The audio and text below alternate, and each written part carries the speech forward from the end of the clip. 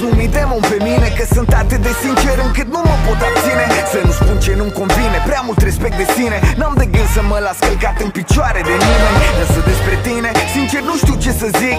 Uneori par să te învinețești doar când te ating. Ori de câte ori încerc să-ți aprind un bec o idee, totul pare să ardă în jurul meu ca dintr-o scânteie. Am nevoie de o cheie să mă trimite înapoi în locul meu întunecat, fără de soare sau ploi. Fără tine, fără noi, fără discuții în doi, doar eu cu mine și să nu mai venim înapoi. Dracu știe cum, de am rămas fără șanse. Ce ironic, pare că am în frunte 666. Dacă tu ești îngerul, atunci port eu coarnele. Mă întorc unde demonii mă așteaptă cu goarnele.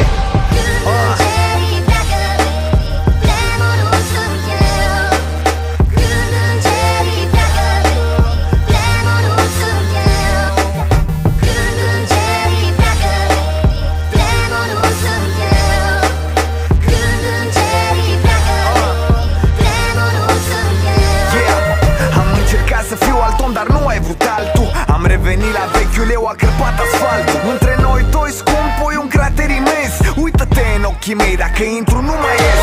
E un singur sens, știm amândoi ce-am ales. Te-am vrut pe tine, dar lucrurile n-au mers. Poți să mă consideri șters, gumă peste creion. Cred că asta-i prăbușirea marelui Babilon.